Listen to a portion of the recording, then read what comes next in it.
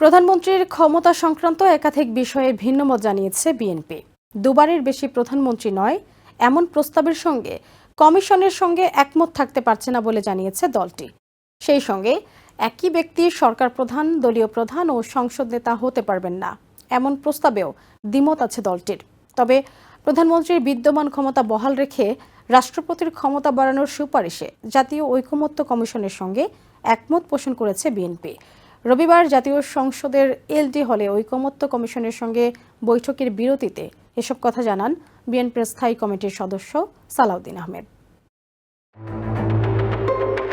দলের স্থায়ী কমিটির সদস্য সালাউদ্দিন আহমেদের নেতৃত্বে 5টি কমিশনের সংস্কার প্রস্তাবের ওপর মতামত জানাতে জাতীয় ঐকমত্য কমিশনের সঙ্গে বৈঠক করেছে বিএনপি।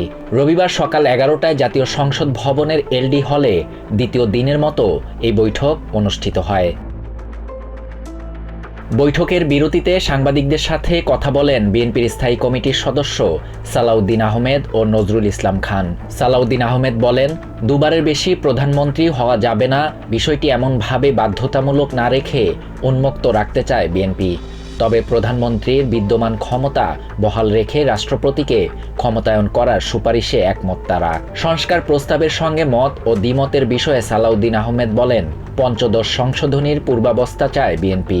রাষ্ট্রের নাম পরিবর্তনের সঙ্গে একমত নয় বলেও জানান তিনি। একই ব্যক্তি সরকার প্রধান, দলের প্রধান ও সংসদ নেতা হতে পারবেন না এমন প্রস্তাবেও নিজেদের দ্বিমতের কথা জানান সালাউদ্দিন। বিএনপির স্থায়ী কমিটির এই সদস্য বলেন, সংসদে নারীর আসন 100টি করার বিষয়ে বিএনপি একমত। তবে পরবর্তী সংসদের পর অর্থাৎ ত্রয়োদশ সংসদে কিভাবে নারীরা সংসদে প্রতিনিধিত্ব করবেন তা সংসদে আলোচনা করে সিদ্ধান্ত নেয়ার পক্ষে তার দল। অপরদিকে এমপি প্রার্থীর বয়স 21 নিয়ে এখনও ঐক্যমতে পৌঁছায়নি বিএনপি বলেও জানান সালাউদ্দিন আহমেদ। এ সময় বিএনপির স্থায়ী কমিটির আরেক সদস্য নজরুল ইসলাম খান বলেন, বেশ কিছু বিষয়ে দ্বিমত থাকলেও অনেক বিষয়ে কাছাকাছি এসেছে বিএনপি। তিনি বলেন, বিএনপি বাকশালে বিশ্বাসী নয়, একদল যা বলবে তাই মানতে হবে এমনটা না। ঐকমত্য কমিশনের সঙ্গে বৈঠকে সর্বোত্তম কিছু হবে বলে আশা তার।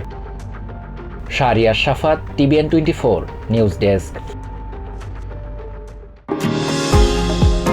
নিউ ইয়র্ক থেকে সম্প্রচারিত TVN 24 টেলিভিশন বিশ্বজুড়ে বাঙালির কণ্ঠস্বর।